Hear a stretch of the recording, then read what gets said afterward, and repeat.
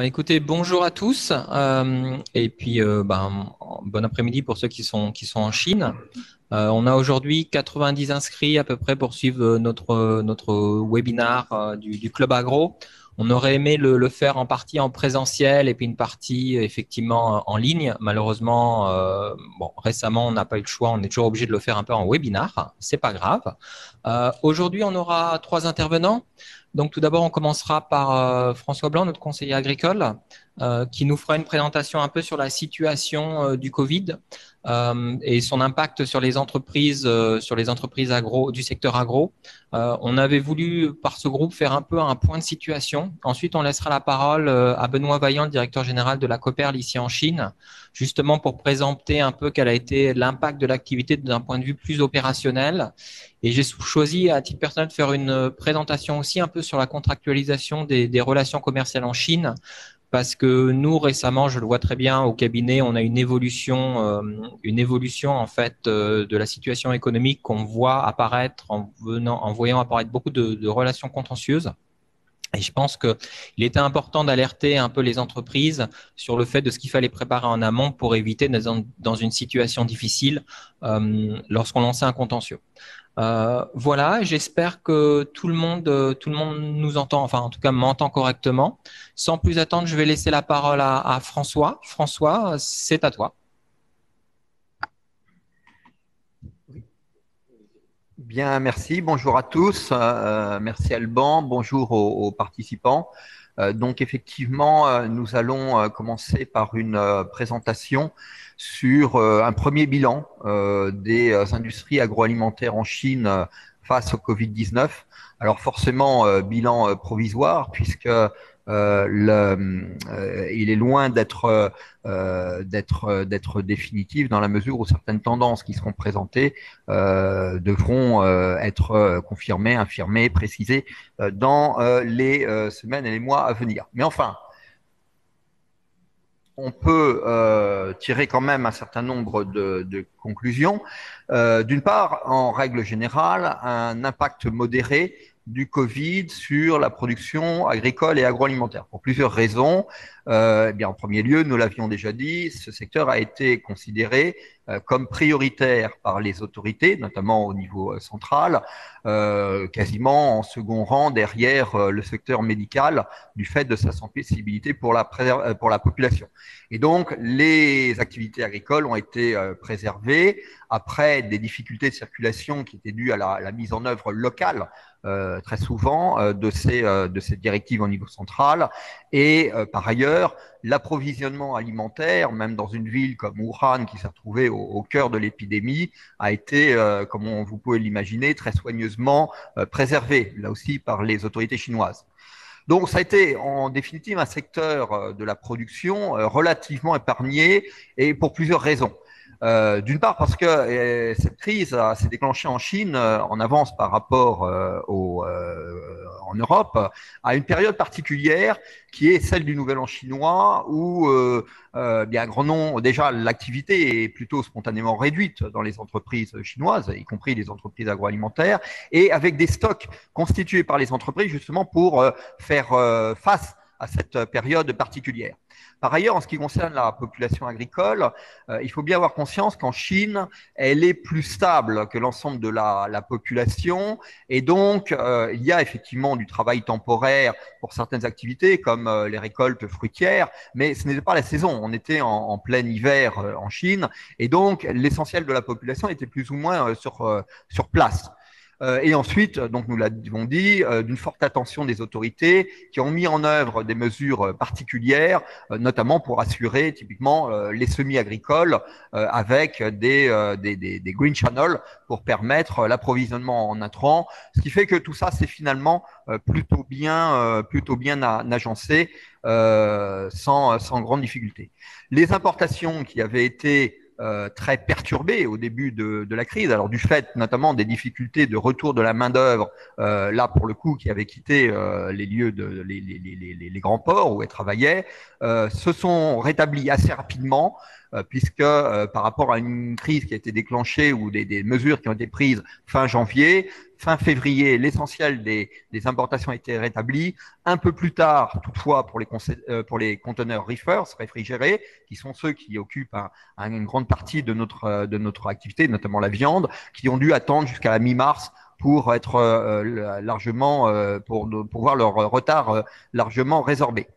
Donc au total, un impact modéré sur la production agricole et agroalimentaire, et notamment par rapport à ce qu'on a pu constater dans d'autres pays. En ce qui concerne les entreprises et les entreprises françaises particulières dans le secteur de l'agroalimentaire, eh bien celles-ci ont peu ou prou réussi à reprendre, pour celles qui avaient fait une pause durant le Nouvel An chinois, ou à maintenir la production. Et en définitive, on peut dire que elles ont vraiment réussi un tour de force par certains égards pour réussir à maintenir cette production. Alors pour plusieurs raisons là aussi. D'une part, la crise a pris au dépourvu tout le monde, bien entendu, mais peut-être un peu moins les entreprises agroalimentaires que les autres, dans la mesure où les mesures sanitaires qui ont dû être mises en œuvre était déjà dans l'agroalimentaire quelque chose de naturel. Il y a des plans HACCP, il y a des mesures de contrôle des contaminations dans des entreprises qui travaillent pour le secteur laitier ou pour des secteurs de pointe. Ce sont des choses qui sont déjà connues. Et donc, il a fallu étendre et renforcer certainement certains aspects des mesures sanitaires et du plan de maîtrise des risques sanitaires pris, mais ce n'était pas une découverte ex nihilo. Bon. Par ailleurs, bon, c'est vrai qu'il y avait quand même à renforcer certains aspects, notamment tout ce qui est contrôle et mesures de sécurité tenant au personnel, avec des prises de température plus systématiques ou des accès aux sites plus systématiques. Mais et là, les mesures sanitaires exceptionnelles ont été prises et ont permis justement très rapidement de faire face aux défis qui se posaient, avec, il faut bien reconnaître, une mobilisation totale des équipes à tout niveau, des cellules de crise mises en place pour gérer cette situation exceptionnelle, mesures exceptionnelles. Par ailleurs, la gestion des équipes et de tous les employés à tous les niveaux a été particulièrement attentive pour, bien entendu, les protéger avec des mesures de contrôle d'accès, de vérification de prise de température, etc., mais également pour les rassurer et les mettre dans des situations les plus confortables possibles par rapport au stress très important généré par une crise de cette ampleur. Une attention particulière a été donnée, bien entendu, au contact avec les autorités locales qui étaient chargées d'appliquer les mesures de sécurité et de contrôle prises et qui le faisaient souvent avec toute la rigueur nécessaire, mais qui, face aux mesures prises par les entreprises, non seulement ont assez rapidement pu prendre la mesure de la fiabilité et du sérieux des entreprises françaises, et souvent se sont inspirées d'ailleurs de ces mesures prises. Aussi avec la gestion des clients et des fournisseurs pour s'assurer d'une part de l'approvisionnement en continu avec les intrants dans un contexte où les perturbations étaient fortes quand même en matière de transport, et de même avec les clients sur tout un aspect aussi bien logistique mais également de trésorerie financière. Bon. Enfin, l'environnement économique en Chine a été impacté par la crise du Covid, bien entendu, mais dans l'ensemble, il a été largement préservé et les mesures prises par les autorités chinoises pour maintenir l'activité et relancer l'activité font que la situation économique et la conjoncture économique à laquelle on est confronté en Chine et dans laquelle baignent ces entreprises, eh bien, est relativement préservée et sans comparaison avec là aussi ce qu'on connaît dans d'autres pays. Donc, une volonté désormais de la part des entreprises de se tourner vers l'avenir, de dépasser cette crise et de profiter des opportunités qui sont apparues durant cette crise, et nous reviendrons là-dessus ultérieurement. Alors, il y a eu quand même, bien entendu, un impact important sur l'activité, variable selon les produits, mais une crise pareille a entraîné déjà un effet extrêmement fort sur les ventes, sur le chiffre d'affaires. On le voit par exemple avec l'effet sur les prix qui ont été modérés du fait d'une chute très importante de la demande, notamment avec la fermeture prolongée de toutes les activités de restauration collective.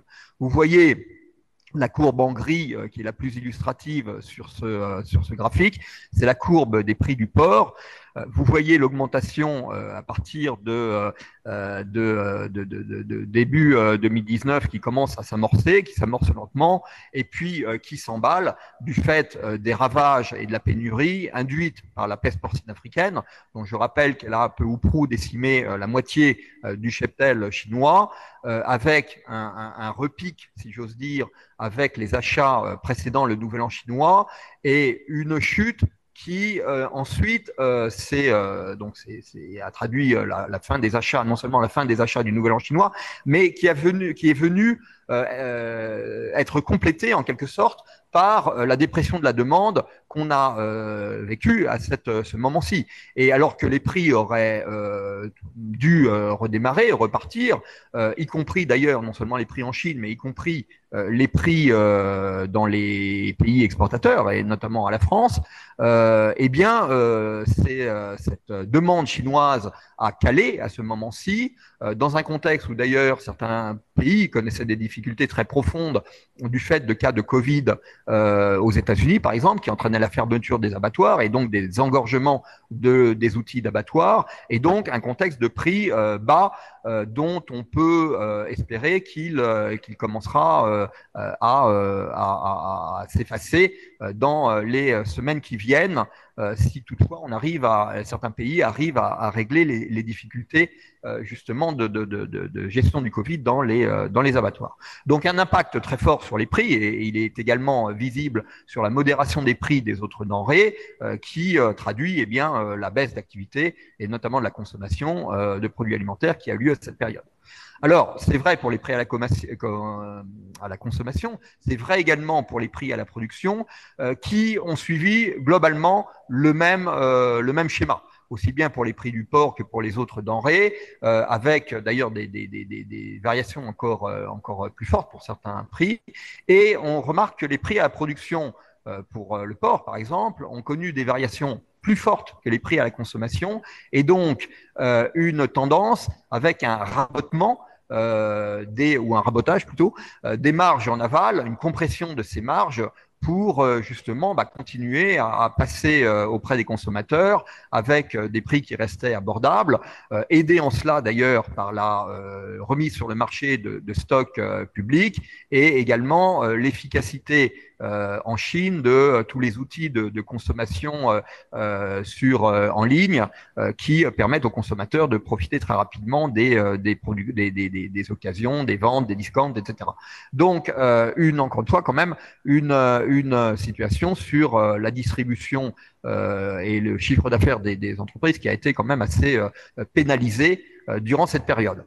Alors, cette pénalisation est particulièrement forte, d'ailleurs, pour les produits importés. Alors, elle était bien entendu massive pour tous les produits liés à la consommation soit publique, soit festive, qui, dans cette période, s'est interrompue pour plusieurs mois et à certains égards, d'ailleurs, reste ralenti. Et je pense notamment aux vins spiritueux qui ont encaissé le choc le plus important. La situation repart, mais elle redémarre quand même assez lentement du fait que la consommation reste affectée et également du fait de difficultés de trésorerie de certains distributeurs. Mais elle a été notable pour nombre de produits importés, notamment les produits carnés, donc du fait de cette dépression sur les prix. Alors pas tellement en termes de quantité, puisque les augmentations les importations chinoises de viande toutes espèces, notamment de porc, de volaille, de viande bovine, ont très fortement augmenté en volume, certainement moins en valeur du fait des phénomènes que j'ai décrits de perturbation de l'outil de production, que ce soit aux États-Unis ou en Europe. Bon. On a vu à cette occasion un phénomène qui a impacté les produits importés, à savoir ce qu'on peut qualifier de mise en cause du bonus sanitaire des produits étrangers. Jusqu'à maintenant, les produits étrangers importés jouissaient d'une certaine image et d'une prime à la qualité par rapport aux produits fabriqués en Chine de la part des consommateurs chinois. C'est tout à fait évident pour le lait infantile, par exemple, suite à la crise à la mélamine de 2008, qui a eu des effets durables, mais c'est valable en gros pour l'ensemble des produits. Or, s'est installé un discours durant la crise du Covid qui s'est appuyé de la part notamment des concurrents chinois sur la comparaison entre les situations sanitaires liées au Covid en Chine et dans les autres pays, en tendant à conclure que la Chine maîtrise mieux le Covid que bien d'autres pays et que la même situation est exacte pour les produits importés et que désormais les consommateurs chinois doivent considérer que les produits importés ne sont pas plus fiables, voire sont moins fiables que les produits chinois. Donc une petite musique dont il conviendra d'apprécier la rémanence et les effets à long terme. Et cette musique ou ce narratif est entretenu par la polémique que nous avons à l'heure actuelle sur le rôle dans la transmission du Covid-19 des produits alimentaires importés. Vous savez que suite à la résurgence de quelques cas à Pékin, on en est à 300 cas en 3 semaines, eh bien, les produits importés ont été mis en cause, à commencer par le saumon, puis les produits de la mer, puis les protéines animales. Et le procès d'intention, en quelque sorte, s'est étendu à un très grand nombre de produits qui ont fait l'objet de contrôles renforcés, de déclarations de production dans des conditions de conformité par rapport aux mesures Covid, d'inspections réalisées en visio par les autorités sanitaires chinoises, les douanes chinoises, sur des établissements de production, alors que toutes les agences sanitaires mondiales et par ailleurs l'OMS et la FAO ont exclu une transmission par le Covid-19, ou plus exactement l'ont jugé hautement improbable. Cette position scientifique et ces arguments scientifiques n'ont pas empêché les autorités chinoises de procéder à un certain nombre de mesures de contrôle, particulièrement d'ailleurs sur les produits importés, et qui durent encore à cette heure, et dont l'impact, là aussi à long terme, est à apprécier, mais en tout cas qui a également déprimé la consommation de ces produits de manière assez significative. Bon. Et donc, au total, pour ces produits importés, un environnement des affaires dans la période récente qu'on peut qualifier de peu serein, d'instable dû à cette insécurité liée au contrôle à l'importation auquel il est procédé de manière un peu impromptue, et une visibilité qui reste réduite et qui est un sujet de préoccupation que, bien entendu, nous devons surveiller. Bon, au-delà de ça, ne l'oublions pas, la Chine restera durablement importatrice de produits agricoles et agroalimentaires du fait des limites physiques à la capacité de production agricole chinoise, et donc la Chine restera un marché extrêmement important pour les opérateurs français, européens ou étrangers du secteur de l'agriculture et de l'agroalimentaire. Alors, quelques tendances qui se sont dégagées et sur lesquelles j'aimerais insister. Bon, première évidence, la prédominance de l'e-commerce. Alors, l'e-commerce en Chine, ce n'est ni un scoop ni une surprise. C'est un mode de distribution qui était déjà bien développé, très actif en Chine, très innovant, avec des nouveautés quasiment toutes les semaines, dans un contexte de concurrence extrêmement actif, extrêmement développé. Et cet foisonnement de l'e-commerce a littéralement explosé avec le Covid-19 et les mesures de confinement et de sécurité pour des raisons évidentes. On l'a vu en Chine en avance de phase par rapport à tous les autres pays, et elle s'est manifestée là aussi dans tous les autres pays. Et ça a été bien entendu notamment vrai pour l'agroalimentaire.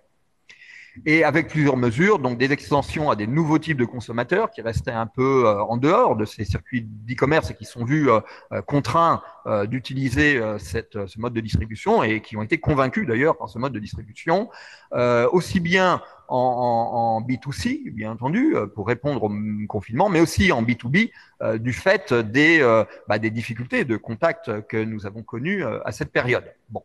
Et autant que de e-commerce, il faudrait d'ailleurs parler d'un e-commercial, puisque l'impact de la digitalisation, en quelque sorte, ne se limite pas à l'acte de vente, mais s'est étendu à toutes toutes les fonctions qui conduisent à cet acte de vente, avec un développement des modes de promotion qui déjà existaient, mais qui ont été généralisés à cette occasion, la vente en live, les dégustations en ligne, notamment pour les vins, etc.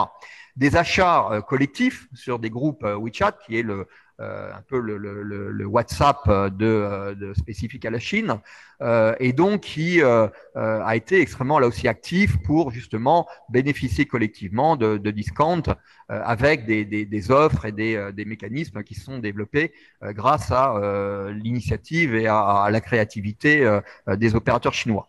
Et enfin, une accentuation là aussi d'une tendance qui était déjà présente en matière de distribution, avec notamment l'intégration entre les magasins physiques et les plateformes en ligne, du style de Hema Fresh, par exemple, ou d'autres magasins de ce type. Donc, en Chine, dans un contexte où, encore une fois, la créativité dans l'e-commerce est extrêmement forte et l'innovation est extrêmement forte, c'est une sorte de révolution permanente de la distribution auquel on assiste et on continuera d'assister, qui offrira de nouvelles opportunités aux opérateurs et aux entreprises, mais opportunités qui peuvent se traduire ou qui vont de pair avec une nécessité de s'adapter en permanence et d'être vigilant et de saisir les opportunités au risque justement d'être marginalisé si ces opportunités ne sont pas saisies. Et je conclurai par deux initiatives d'ailleurs lancées par les services du ministère de l'Agriculture et de l'ambassade de France. La première, c'est une étude qui va être lancée en Chine entre le service économique et le ministère de l'Agriculture et Business France sur justement les possibilités offertes par l'e-commerce et les solutions qui peuvent être disponibles pour les entreprises. Donc, étude qui va se mettre en œuvre dans les mois à venir et de laquelle nous vous reparlerons dans ce Club Agro. Et le second aspect, qui est le lancement à très court terme d'un projet qui date déjà depuis longtemps, mais qui trouve toute sa pertinence dans ce contexte, d'un magazine digital, là aussi lancé par le ministère de l'Agriculture avec Sopexa, qui est une déclinaison en ligne en quelque sorte de Test France, et donc qui va présenter des produits et des animations en ligne dans un certain nombre de pays dans le monde, y compris la Chine et Hong Kong, et là aussi sur lesquels nous reviendrons pour une présentation plus complète lorsque l'outil sera définitivement lancé ou avant son lancement définitif qui devrait se faire à l'automne. Donc, deux sujets à suivre dans les mois qui viennent. Alors, d'autres conclusions sur lesquelles on peut, conclusions certes préliminaires, mais sur lesquelles il est important d'insister. La première chose, une réflexion à venir sur la place de la Chine dans la chaîne de valeur. Vous savez que ça a été un sujet dans de nombreuses discussions et réflexions dans le secteur pharmaceutique, par exemple, mais aussi dans le secteur de la logistique, pour s'assurer que des incidents qui se produiraient dans un pays, et notamment en Chine, n'entraînent pas de paralysie de la production mondiale du fait de l'intégration et de la mondialisation des chaînes de valeur. Et à l'occasion du Covid, on s'est rendu compte, ou plutôt il a été confirmé que le secteur agroalimentaire avait la même situation et que la Chine avait pris un rôle tout à fait important dans la production d'intrants pour la production agricole et agroalimentaire mondiale. Alors, différente selon les secteurs. Pour les médicaments vétérinaires, et sans doute à la différence des médicaments humains, une place qui reste réduite de la Chine dans la production et dans la chaîne de valeur des médicaments vétérinaires, déjà plus importante pour les produits phytosanitaires, bien que restreinte aux produits génériques, mais qui devient tout à fait, qui est apparue tout à fait dominante pour un certain nombre d'intrants indispensables en alimentation animale et humaine, que ce soit des acides aminés, des vitamines, de l'acide férulique, qui est notamment nécessaire en boulangerie industrielle, et avec des capacités non seulement de production, mais d'innovation également croissante et pouvant entraîner en cas de crise ou de paralysie des circuits logistiques, une dépendance de ses partenaires commerciaux. Donc, un domaine certainement qui fera l'objet de réflexions au titre des réflexions d'ailleurs au sujet de la chaîne de valeur mondiale et des nécessités d'adaptation à des crises de ce type dans les mois à venir. Et enfin, pour terminer, une incertitude sur bien l'évolution à venir. Je disais que ce bilan était temporaire et devait être confirmé dans les mois, voire les années en cours, sur une question d'un éventuel découplage des ressources humaines entre la Chine et le reste du monde, et notamment l'Europe, mais également les États-Unis. Du fait de cette énième incident sanitaire en Chine, on a vu à la fois un isolement de fait de la Chine depuis 6 mois environ, donc depuis la fin janvier. Et il faut bien dire qu'il se poursuit actuellement du fait des restrictions, pour ne pas dire plus, mises à la circulation des personnes de la part des autorités chinoises. Et donc, on fait face actuellement à une vraie difficulté de communication et de transport entre la Chine et le reste du monde qui, bien entendu, pour tout le monde, mais pour les entreprises en particulier, créer une certaine difficulté pour assurer la continuité de leurs activités, et notamment la continuité de leurs ressources humaines en Chine, avec des difficultés pour assurer l'appui technique extérieur, qui ne se limite pas toujours et qui ne se résout pas toujours par webinaire, mais aussi les échanges de ressources humaines, la nomination de nouvelles personnes, pour commencer.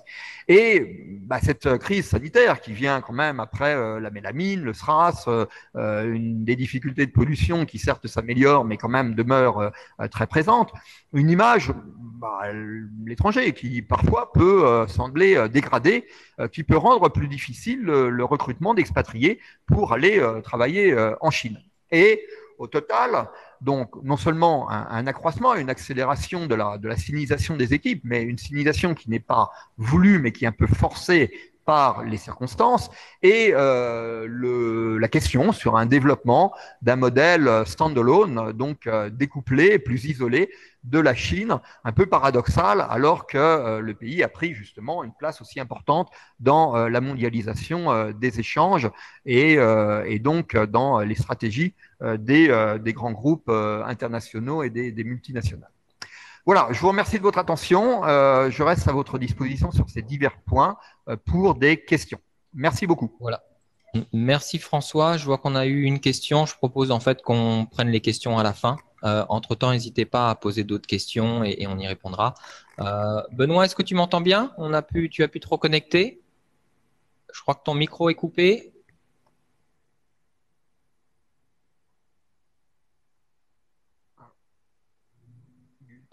Benoît, ton micro est en mute, hein, je pense. Oui, je vais présenter, je mets ma présentation. Bon. On t'entend, tu peux y aller. On la voit? Oui, c'est bien. Parfait. Alors attends, je vais regarder si on peut faire mieux. Donc alors, pour faire suite à ce que François a dit, alors la situation particulièrement pour la Copperm cette année en Chine. Alors attendez, parce que j'ai l'impression que ma présentation met du temps à venir. Alors j'ai évidemment pour la Copperm, j'ai deux sujets majeurs en fait qui sont l'amont, donc l'amont agricole où on a une ferme de reproduction porcine qui est située dans le Renan, et la partie aval où on commercialise un certain nombre de produits à la fois importés et puis transformés aussi localement. Donc, pour commencer par la partie amont, on surfe évidemment. Alors, c'est pas le Covid qui change la situation, on va dire, de ce secteur-là aujourd'hui, même si le démarrage de l'année a été compliqué pour nous. Je veux dire, comme disait François, le soutien des autorités chinoises a fait que la remise, on va dire, en fonction maximale du secteur s'est faite rapidement. Donc, du coup, on surfe sur une demande de reproducteurs porcins importés et également produits localement très importante. L'importation, ben, ça va être la première année qu'on va réaliser plusieurs vols à partir de la France qui, évidemment, font suite à la situation de la PPA qui n'est toujours pas sous contrôle en Chine. Donc, je confirme ce que disait François. Clairement, on a des chiffres régulièrement de contamination importante dans les différentes régions. Premier point. Deuxième point, les investissements des grands groupes étrangers, des groupes du secteur porcin, pardon, plus largement agricoles, s'ils ne sont pas dans le secteur porcin de porc charcutier. Donc,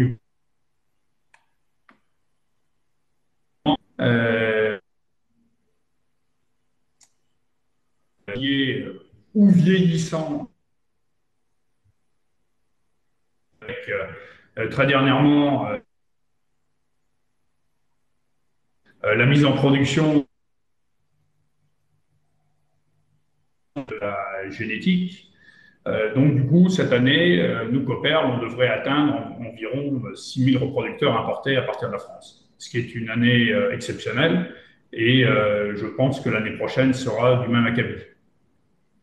Un point intéressant également qui vient d'arriver récemment pour le secteur, c'est également l'accord sur l'importation de la semence porcine. Donc, bon travail de l'ensemble des équipes et donc un résultat qui est évidemment prometteur avec une nouvelle ligne de produits qui va se développer rapidement en Chine et qui va remettre à flot, on va dire, la génétique porcine en Chine. Donc, ben, on surfe également sur des cours du charcutier qui sont très élevés. Hein. Juste une information pour les auditeurs. Aujourd'hui, le cours, ben, ce matin, on va dire, en moyenne sur la Chine est de 38 RMB du kilo, ce qui correspond approximativement à 4,78 € du kilo, quand le prix en France est payé 1,48 €. Donc, vous voyez le delta. On est revenu actuellement à des cours, pour ainsi dire, à 1 RMB des maxima de ce que l'on a vécu en début d'année 2020.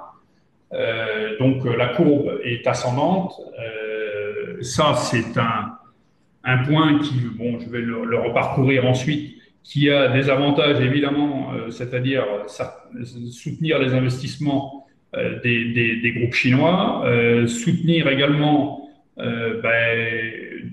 les productions européennes, mais on va venir aussi ensuite sur les risques qui sont liés au Covid. Par contre, aujourd'hui, je veux dire, c'est une situation également qui a ses raisons. Hein. Après une chute forte des cours aux alentours du mois d'avril et mai liés aux importations US, évidemment, tout ça a changé depuis un certain nombre d'événements liés à la diplomatie, donc les problèmes avec les États-Unis, et puis également les différents abattoirs qui ont été déclarés contaminés au Covid. On en a quelques exemples récemment, un entre autres en Allemagne, qui fait que la Chine très rapidement fait sauter des accords sur ces abattoirs, et donc du coup ça restreint l'approvisionnement en viande surgelée et automatiquement ça a une influence sur les prix. Donc du coup, ça veut dire quoi? Ça veut dire que en interne, clairement dans les groupes agricoles, parce que c'est pas seulement sur le domaine porcin, ça va demander également un maintien des règles strictes pour éviter la contamination Covid, des outils industriels. Pour nous, évidemment, Cooperl, c'est la France, principalement, qui est concernée. Donc, il ne s'agit pas d'avoir un incident, parce qu'évidemment, perdre un accord sur un abattoir, pour le remettre à niveau, ça va prendre du temps. On connaît, la Chine ferme vite les accords, mais pour les rouvrir, c'est chronophage. Donc, les opportunités par rapport à ça, Ben, pour les entreprises françaises du secteur, ben, et puis entre autres, évidemment, concernant Copper, ben, tout à fait le moment de montrer notre savoir-faire en termes de biosécurité, en termes d'expertise technique et évidemment en termes et puis en pousser la qualité de nos produits, puisque l'on est certain de ce que l'on produit. Donc du coup, on surfe évidemment sur un avantage supplémentaire par un marché de plus de qualité. Autre point, ben, pour revenir sur le problème du Covid, ben, une présence physique en Chine a évidemment un avantage certain, c'est-à-dire qu'on répond plus rapidement à une demande locale, on a beaucoup plus de réactivité. Donc pour ça, ben, on est en recrutement évidemment sur le marché chinois. Depuis le début de l'année, mon effectif a monté de 19% pour information sur l'ensemble des entreprises de la société ici en Chine. Par contre, ben, on a le problème du retour des employés qui sont bloqués en France. Bon, j'en ai pas 36, j'ai une employée qui est bloquée en France et que je n'ai pas tout à fait de visibilité sur le quand je vais la revoir revenir dans mes bureaux. Par contre, évidemment, une nouvelle opportunité qui se crée avec ça, c'est quand on fait son travail proprement, évidemment, certains processus qui prenaient du temps jusqu'à présent prennent moins de temps aujourd'hui. Par exemple, la certification antibiotique. Quand on en a déjà eu une, on va dire, on fait une multiplication beaucoup plus facilement et les systèmes d'agrémentation en Chine nous autorisent, on va dire, à un petit peu plus de souplesse et d'avoir une démarche plus par visio et par documentation, ce qui permet d'accélérer les certifications. Donc ça, c'est un point qui n'est pas négligeable également et qui est plutôt intéressant. Donc pour nous, ben, une opportunité également pour les entreprises françaises, c'est le temps de se démarquer et puis d'obtenir évidemment les marchés qui sont ouverts aujourd'hui. C'est bien de prendre ces opportunités et de se positionner. On surfe également, on va dire, sur une bonne image globalement. Les Chinois nous apprécient, ben autant y aller franchement. Par contre, évidemment, il faut avoir une réactivité et puis attraper les opportunités là où elles se trouvent. Benoît, je vous interromps juste une seconde. Est-ce que vous pouvez passer en plein écran, s'il vous plaît? Parce qu'on me dit que c'est un peu difficile à lire. Je peux passer en plein écran si ça peut permettre une... Merci. Ça devrait... Ouais, on n'aurait peut-être pas dû. Attends, ça arrive. Mon Dieu. Ça y est. C'est bon, vous voyez? Oui, super, merci beaucoup. Ah bah voilà. Donc alors, ce que je vois comme limite, par contre, dans tout ça, évidemment, une fois de plus, alors, évidemment, là, lié complètement au Covid, c'est avec le modèle, évidemment, Copper, un modèle très technique, c'est l'indisponibilité des équipes de France. Donc, évidemment, bon, on a appris à s'en passer, hein, comme François le disait tout à l'heure. Bon, le modèle standalone, bon, ben, ça doit se mettre en place. Bon, ça peut avoir ses limites. Mais par contre, sur certains points très techniques, bon, forcément, à un moment donné, on ne peut pas éviter. On a commencé une localisation d'un certain nombre de métiers en fonction des besoins et puis de pouvoir répondre, on va dire, à cette accélération du marché. Mais bon, à un moment donné, on ne peut pas s'en passer. Donc, comme il était dit auparavant également, le retour des expatriés est bloqué ou éventuellement aussi la recherche de nouveaux talents expatriés, ça va devenir compliqué. Et puis, ce regard des Chinois qui, vis-à-vis des étrangers, semble aujourd'hui un petit peu marqué. Bon, quand vous voyez un étranger dans la rue, vous faites un pas de côté pour l'éviter, en se disant peut-être que c'est le Covid qui se promène. Donc, du coup, eh bien, on a surfé, on va dire, sur une première période Covid qui a été pour moi relativement facilement maîtrisable dans le secteur agroalimentaire. Par contre, moi, je constate que la récente alerte sur Pékin a provoqué également un stress très net. Alors, il est marqué, je pense que mes collègues vont le confirmer, et beaucoup plus sur Pékin. Mais le regard maintenant que porte l'ensemble du territoire chinois sur un Pékinois est quand même assez marquant. Quand on tente de se déplacer, et encore aujourd'hui où il y a beaucoup, bon, c'est ouvert, hein, avec un test Covid, on peut arriver à sortir de Pékin. Ouais, on n'est pas accueilli à bras ouverts. Hein. Aujourd'hui, on dit, bon, bah, si vous pouvez retarder 15 jours, ça serait pas mal. Donc, du coup, la population a été stressée. J'espère que ça va tomber rapidement. Bon, je pense que la Chine a montré ses facultés d'avoir des rebonds rapides. Mais là, je sens un petit stress supplémentaire qui n'était pas si visible, on va dire, un mois et demi, enfin, il y a un mois et demi ou 2 mois. Troisième point, la règle de désimportation. Bon, forcément, avec les contaminations sur Pékin, on a vu des mesures mises en place draconiennes pour l'importation des produits.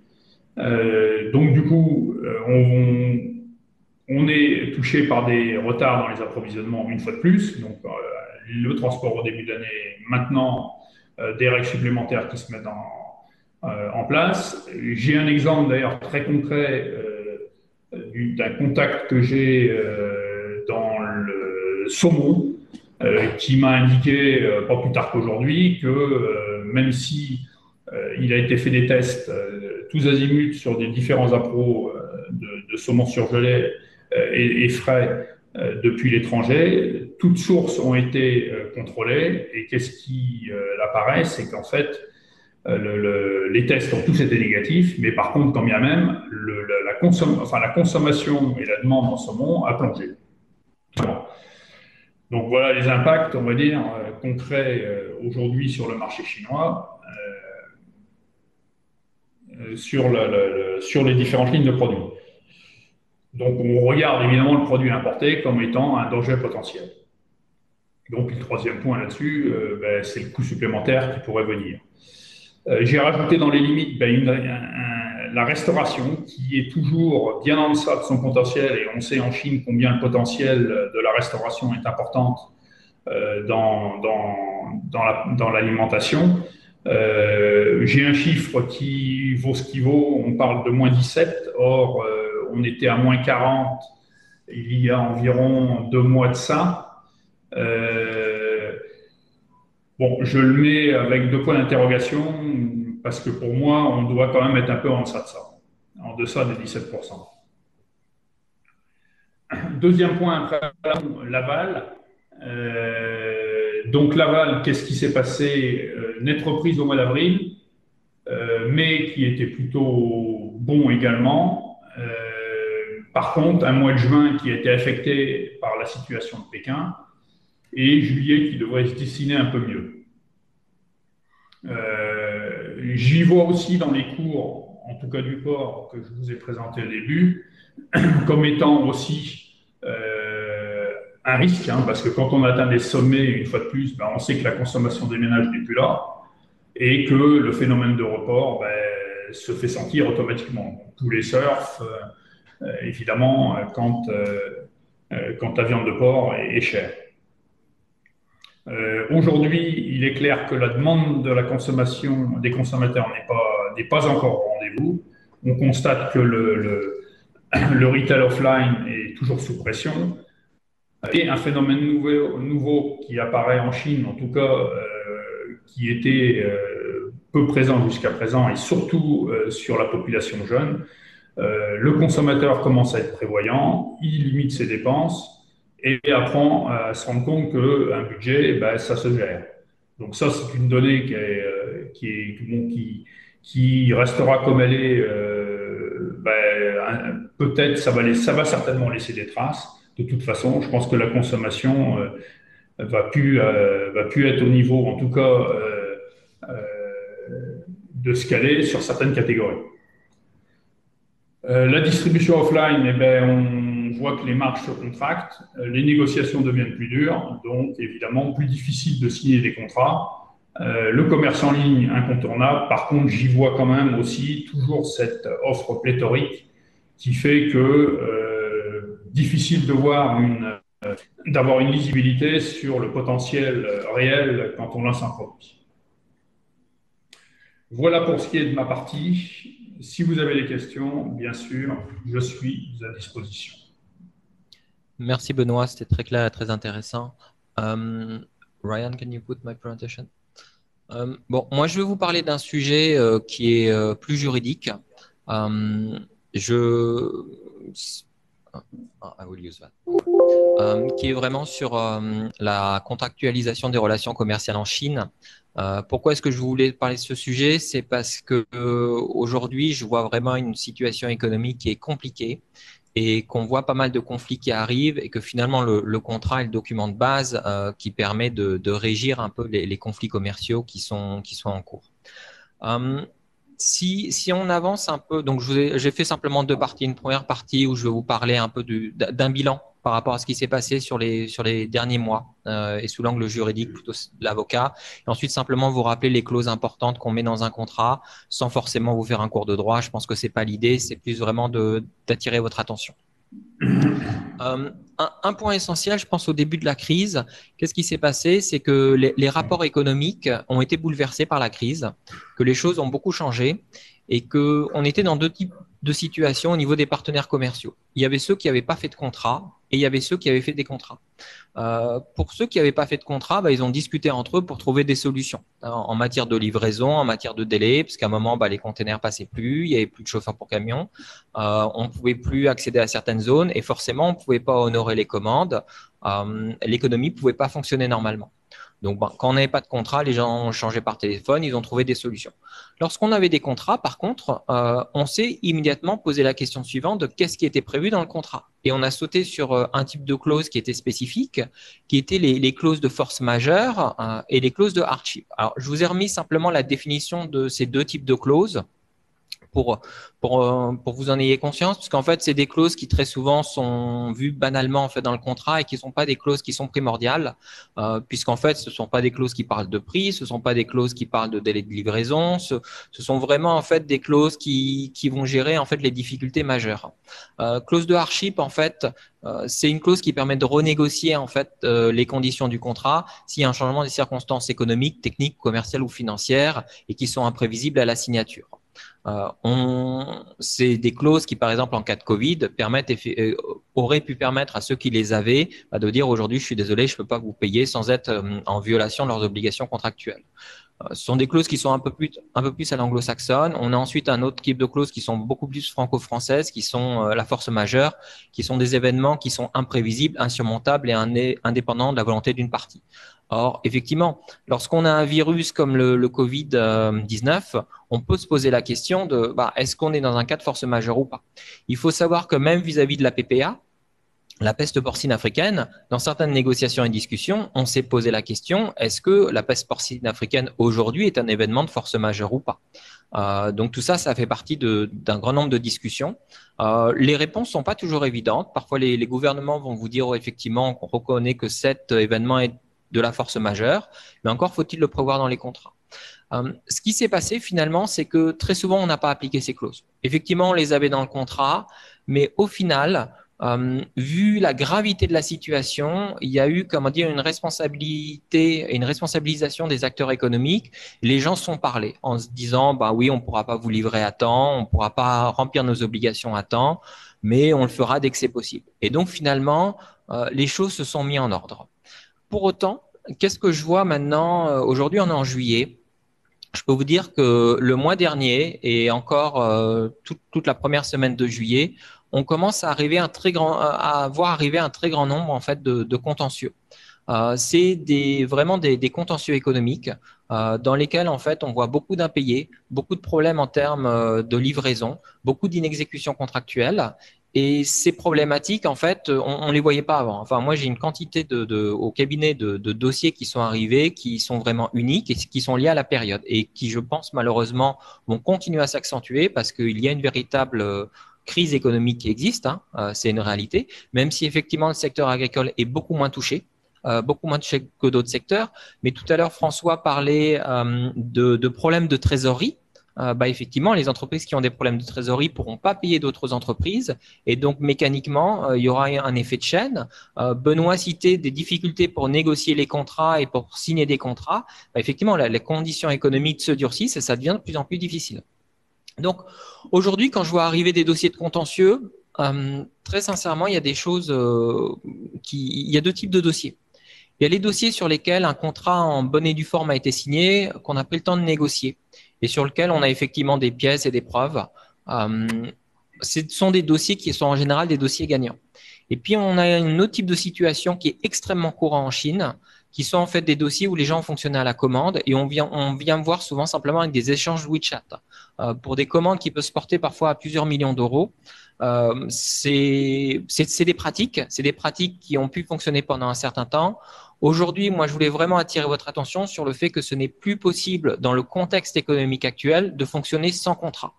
Le contrat, c'est vraiment votre premier niveau de protection. Ça ne veut pas dire que vous pourrez être payé, que tout se passera bien.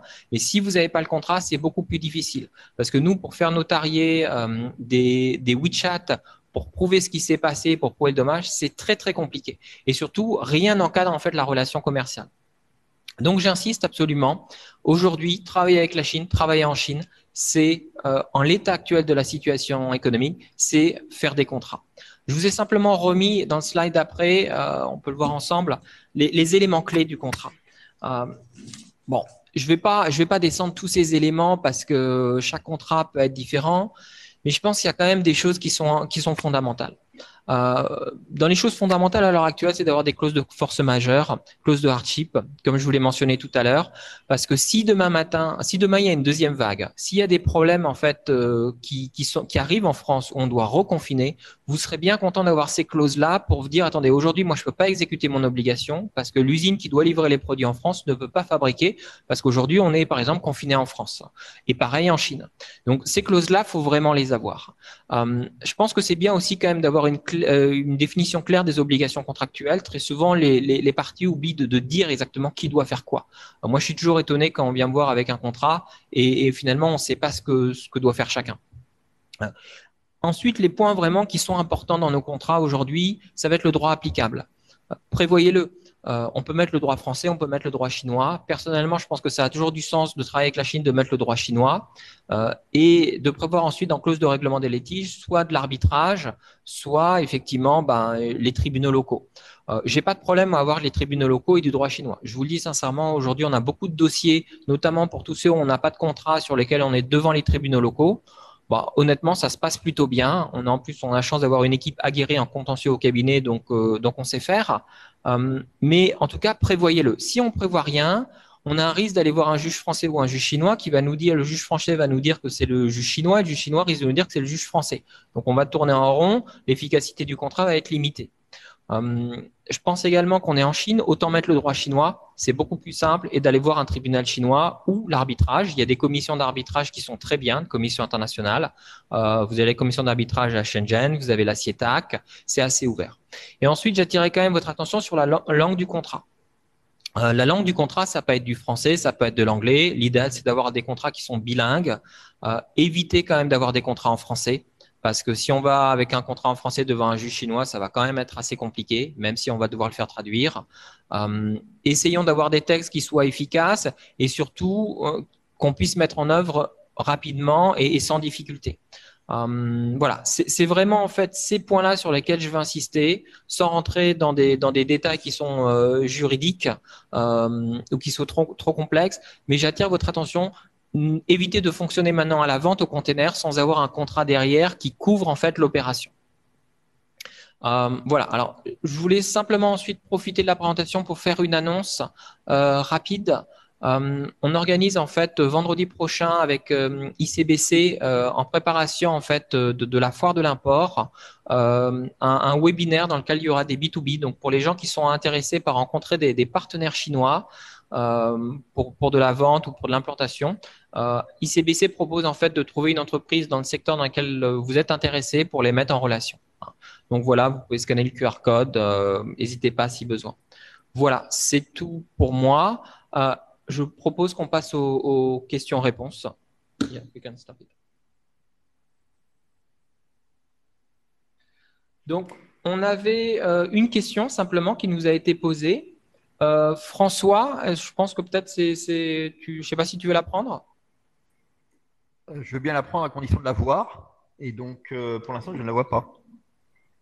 Alors, je vais te la lire si tu veux. C'était donc bonjour, cette remise en cause du bonus sanitaire vient des autorités chinoises et ou des consommateurs? Point d'interrogation. Alors, des autorités chinoises, non, pas explicitement.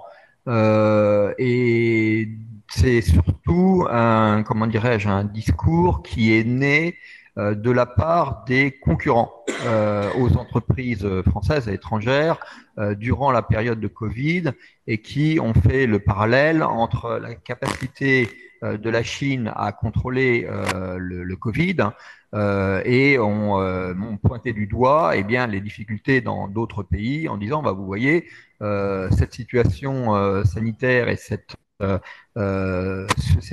réussite de la Chine, elle vaut également pour les produits alimentaires et ne croyez plus que un lait infantile ou un produit laitier ou autre étranger est meilleur et plus fiable d'un point de vue sanitaire que un produit chinois. Bon.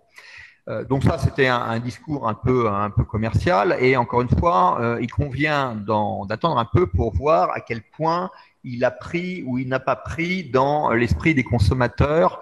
Sincèrement, il est sans doute trop tôt, pour en juger. Par contre, l'événement que nous avons, la situation que nous vivons sur la mise en cause des produits importés et le surcroît de contrôle que nous avons de la part des douanes chinoises à l'occasion ou suite plus exactement à cette mise en cause du saumon importé au marché de Shinfadi, là, clairement, est assez fortement orienté sur les produits importés. Sans d'ailleurs que, d'un point de vue scientifique, il y ait le moindre début de commencement de justification à cela, pour deux raisons. D'une part, le marché de Shinfadi, pour ceux qui ne le connaissent pas, c'est Rungis encore plus grand. Il transite des milliers de tonnes par jour de produits carnés, produits de la mer. Il y transite des dizaines de milliers de personnes par jour. Et donc, la situation est partie d'un étal sur lequel serait passé du saumon norvégien importé, sachant qu'il doit passer des tonnes de saumon ou d'autres produits sur cet étal, mais c'est le saumon importé qui a été qui a été pointé du doigt. Bon. Et d'où ensuite une extension de ce soupçon à tout un ensemble d'autres produits. Donc, ça a été du saumon aux produits de la mer, aux autres produits carnés. Puis, on a eu des contrôles sur les produits laitiers, sur les fruits. Et dernièrement, certains importateurs ont eu des demandes de certification de mesures Covid sur de la bière. Bon. Donc, forcément, et là encore, donc il y a tout un ensemble de raisons et certainement une préoccupation très forte de la part des autorités chinoises pour montrer que dans le contexte actuel, ils prennent toutes les mesures possibles pour s'assurer de la sécurité sanitaire des consommateurs. Mais le paradoxe, c'est que ces mesures portent quand même essentiellement sur les produits importés, alors même que, et je le rappelle, les autorités sanitaires internationales comme l'ANSES en France, mais aussi des organisations internationales comme l'OMS et la FAO, ont souligné le risque hautement improbable d'une contamination par les aliments. Et ça, Benoît l'a dit, cela a entraîné un impact de la consommation. On a parlé dans certaines zones de moins 50% de consommation des produits de la mer et de moins 30% de certains produits carnés comme le porc. Donc c'est tout à fait conséquent. Alors, ce n'est pas une moyenne nationale sans doute, et c'est un phénomène dont, là encore, il faut voir la durée. Mais au total, ça fait quand même beaucoup. Et c'est une difficulté supplémentaire pour les produits importés qui, comme nous l'avons tous deux signalé, eh bien, crée un environnement peu lisible et peu serein pour le développement des affaires de la part des importateurs et des entreprises. Et là, on peut bien comprendre effectivement que les autorités sanitaires chinoises prennent toutes les mesures possibles et souhaitent prendre toutes les mesures possibles et montrer qu'elles prennent toutes les mesures possibles. Mais il y a un moment où il est quand même bon d'en revenir à certains souhaitable d'en revenir à certaines références internationales en matière de qu'est-ce qui représente un risque, qu'est-ce qui ne représente pas de risque, et de conclure que eh bien, le risque représenté par les aliments importés ou domestiques d'ailleurs ne justifie pas l'ampleur des perturbations que nous voyons actuellement et qu'il serait souhaitable d'en sortir rapidement. Voilà, donc ces deux éléments combinés, dont nous sommes encore dedans, encore une fois, les douanes chinoises procèdent actuellement quasiment à des audits en visio d'abattoirs à l'étranger. Et donc, il est trop tôt pour savoir quel sera l'impact et quel sera l'impact durable. Constatons juste que la situation est celle-ci et que, eh bien, ce n'est pas favorable et à la situation et à nos activités. Voilà. Merci François. Alors, je vois pas d'autres questions. Est-ce que vous avez d'autres questions? Parce que c'est le moment ou jamais. Donc, je précise également que donc l'idée ce serait d'essayer de faire un prochain groupe sûrement à la rentrée, début septembre, puisque d'ici là, même si je suppose que personne ne va rentrer en France pour passer les vacances et revenir, la situation, on va laisser quand même passer un mois et demi à 2 mois. Et j'en profite également pour préciser que si des personnes qui nous suivent, parce qu'aujourd'hui je vois qu'il y a quand même à peu près 90 personnes qui sont encore en ligne, quelqu'un souhaite intervenir sur un sujet ou faire une présentation, surtout n'hésitez pas à nous le dire ou à nous contacter. Vous êtes les bienvenus, la plateforme est ouverte à tous. Voilà, écoutez, je vois pas d'autres questions. Je sais pas si… alors attendez, si je vois à nouveau une question. Oui, alors oui, effectivement, on vous enverra les informations pour le webinaire de vendredi. Et alors attendez, du coup, je vois d'autres questions qui apparaissent.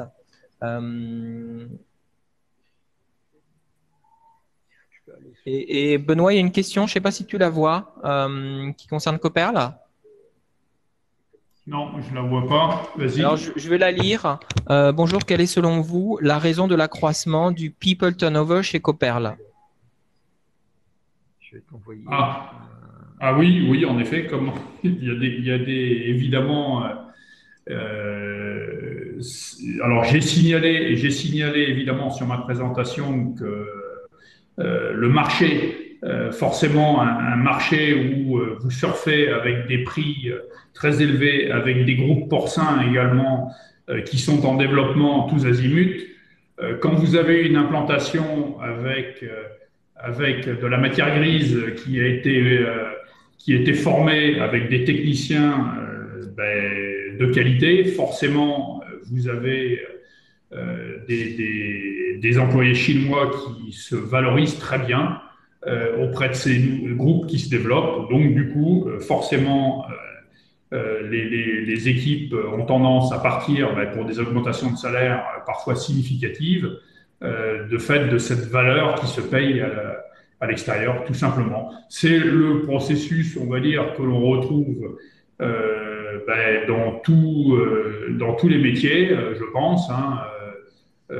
Je sors du retail également, c'était la même chose. Quand vous êtes une boîte étrangère, vous êtes une source d'alimentation du marché, puisque vous formez bien et vous donnez de la valeur aux personnels locaux. Donc, évidemment, ça, après une période, on va dire, de développement très fort l'année dernière, on va dire sur le deuxième semestre, plus cette année qui va être une année également très forte de développement, l'investisseur, on va dire, chinois a besoin de matière grise, et cette matière grise, ils la prennent là où elle se trouve et là où elle est la meilleure.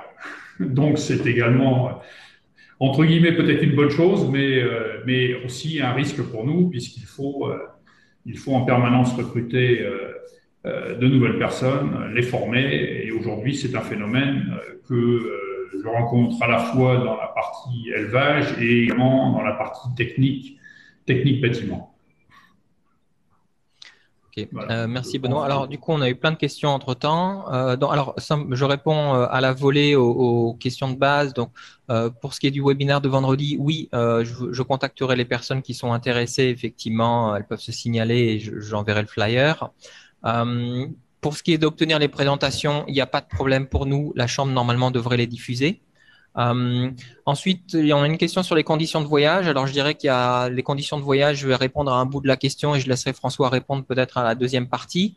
En Chine, moi, j'ai fait des déplacements rapidement. Récemment, il n'y avait pas de difficultés majeures en dehors de Pékin, qui effectivement, où je devais y aller, les billets d'avion étaient naturellement annulés. Et j'ai fait d'autres déplacements en interne et sous réserve d'avoir les bons QR codes, il n'y a pas de problème. Par contre, pour les déplacements vers la Chine, les frontières pour le moment sont toujours fermées. Et là, François, je ne sais pas quel est l'état exact de la situation. Je sais qu'il y a un vol China Eastern par semaine et un vol Air France qui vole vers Shanghai. Est-ce qu'il y en a? Quel est le reste de la situation? La situation est à la fois, comme tu l'as dit, compliquée, limitée et évolutive, puisque la France a réussi, Air France a réussi, ou plus exactement les autorités françaises ont réussi à convaincre les autorités chinoises de rajouter un vol Air France, enfin d'autoriser à nouveau un vol Air France, et il est demandé d'en rajouter 2 autres par semaine pour retrouver la réciprocité que nous avons en matière de dessertes chinoises qui sont de 3 vols par semaine actuellement. Les discussions se poursuivent. Elles sont riches et nous espérons pouvoir revenir le plus rapidement possible à la normale, à savoir cette réciprocité, et convaincre nos partenaires chinois que tout le monde a intérêt à retrouver cette réciprocité. Ça fait partie des aspects que je mentionnais en matière et que Benoît a souligné avec un cas pratique, de difficultés qu'il y a à assurer comment dirais-je, des conditions de déplacement normales. Et le plus tôt nous reviendrons à cette situation, le mieux ce sera. Et en tout cas, croyez bien que nous y travaillons très vivement et que c'est une des priorités du moment. D'accord. Plus effectivement, toute autre question qui se rajoute, l'obtention de visas renouvelés. Enfin là, je vous invite vraiment, et de nouveaux visas, et je vous invite vraiment à consulter le site de l'ambassade de France où vous aurez toutes les informations actualisées à ce sujet, parce que c'est un problème effectivement majeur actuellement. Merci François. Bon, il y avait encore deux autres questions qu'on a eues. François, je pense qu'elles sont peut-être aussi… Tu voulais rajouter quelque chose? Allô? Alors, il y avait une question concernant le virus G4. Vas-y, Benoît. Alors, le virus G4, le fameux virus G4 qui a été détecté dans les élevages chinois, enfin, en tout cas sur du personnel des élevages chinois. Donc, la question qui est posée, c'est quelle est la menace pour les porcs et pour nous? Alors, pour les porcs, il n'y a pas plus de menace que la PPR actuelle, puisque de toute façon, le cheptel chinois est encore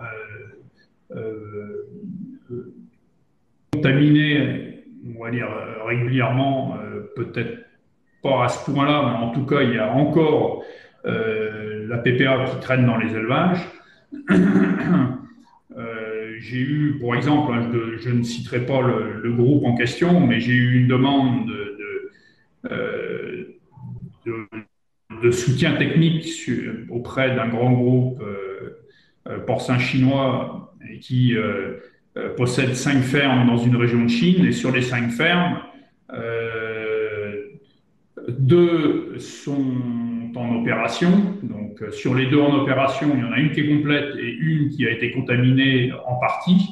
Les 3 autres sont décimées. Je voulais dire que quand même l'échelle est assez significative au niveau de l'impact de la PPA. Et personnellement, de toute façon, la prise de conscience de la PPA au niveau du Chine, pour moi, à ce stade, n'est pas encore suffisante. On va dire les mesures de biosécurité ne sont pas au niveau pour mettre fin à la crise de la PPA. Et il est bien évident que, connaissant sachant que le port, entre le port et l'homme, bah, ma foi, même si physiquement on ne se ressemble pas, on va dire, on a quand même quelques similitudes, c'est connu, et il n'est pas surprenant qu'il y ait une migration du virus qui commence à apparaître sur l'homme. Donc pour le moment, bah, il n'y a pas de déclenchement de maladie, mais on n'est pas à l'abri également d'une mutation du virus. Et quand il commence à passer sur l'homme, même si l'homme n'est pas malade, à un moment donné, on risque de se retrouver avec des souches virulentes qui risquent de créer une nouvelle pandémie. Bon, peut-être pas quand même à ce point-là, mais par contre, il est certain que c'est un problème qui doit être pris à bras-le-corps. Pour moi, c'est une nécessité. Merci Benoît. On a encore une dernière question. François, je ne sais pas si tu la vois, sinon je vais la lire. Donc, j'ai lu que les autorités chinoises demandaient un document précisant que les produits importés devaient être Covid-free. Quelle est la portée d'un tel document et quelle responsabilité pour les entreprises exportantes signataires? Oui, donc merci. Effectivement, ça fait partie des conséquences de la résurgence de cas à Pékin sur comment dirais-je, la mise en cause du rôle des aliments importés dans la transmission du virus. Et donc, les autorités chinoises ont mis en œuvre un certain nombre de mesures, à la fois des visio-inspections dans certains établissements par sondage dans les différents pays qui les occupent énormément et dont la France d'ailleurs que la France a connu et c'est sorti d'ailleurs avec un grand succès du fait notamment du sérieux des professionnels français et des services. Donc nous avons été blanchis, si j'ose dire, suite à cette inspection et ce qui est tout à fait favorable. Et l'autre mesure, ça a été de demander aux exportateurs dans différentes filières et même un nombre d'ailleurs croissant et s'étendant de filières de fournir des certificats attestant que les entreprises avaient mis en place des mesures pour garantir déjà le fait des mesures de sécurité vis-à-vis du risque de contamination de Covid, mais pas des aliments, déjà des personnes au sein des entreprises et également par extension progressive l'envoi d'aliments non contaminés par le Covid.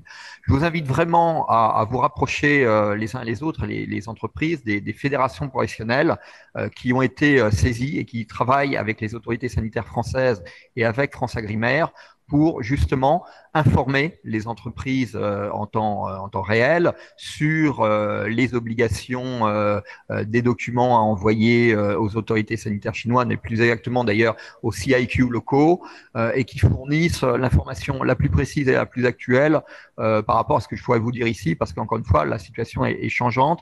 C'est quelque chose que nous suivons de très près avec les autorités sanitaires chinoises et que nous échangeons régulièrement avec FranceAgriMer et avec la DGAL.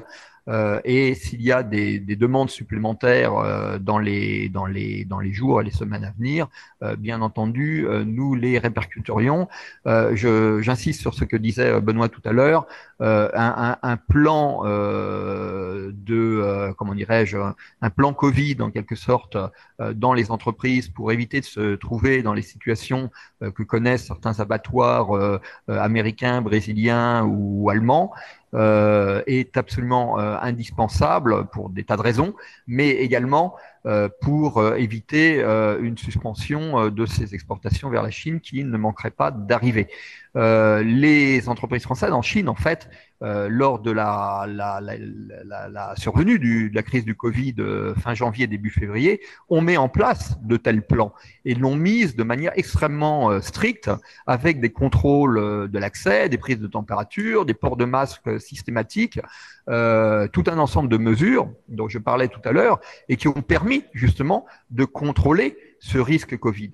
Et je pense qu'il est intéressant que ces mesures soient, je sais que certaines entreprises, que les entreprises françaises concernées l'ont envoyé à leur siège en France, que ces mesures puissent servir de source d'inspiration pour des mesures sinon identiques, du moins similaires et dérivées dans les entreprises françaises, parce que une entreprise qui se retrouverait avec des cas de Covid, eh bien, se verrait suspendre l'exportation de ces produits vers la Chine. On a eu des cas et il serait souhaitable que cela n'arrive pas à d'autres entreprises françaises. Merci. Voilà, je pense qu'on a à peu près fait le tour des questions et de ce groupe de travail aujourd'hui. Écoutez, encore une fois, je lance un appel pour les gens qui seraient intéressés à faire des présentations sur des thématiques particulières. Le groupe est complètement ouvert et on sera très heureux de les accueillir. Alors, je l'espère un peu plus en présentiel qu'aujourd'hui, mais ça ne dépend pas de nous. Et puis, je vous dis en tout cas au plaisir de vous revoir début septembre. Voilà. Et merci à François et à Benoît pour leur excellente intervention. Au revoir, Merci bonnes beaucoup. vacances et à très bientôt. Au revoir. Bye bye. Bonnes vacances en Chine. Oui, tout à fait.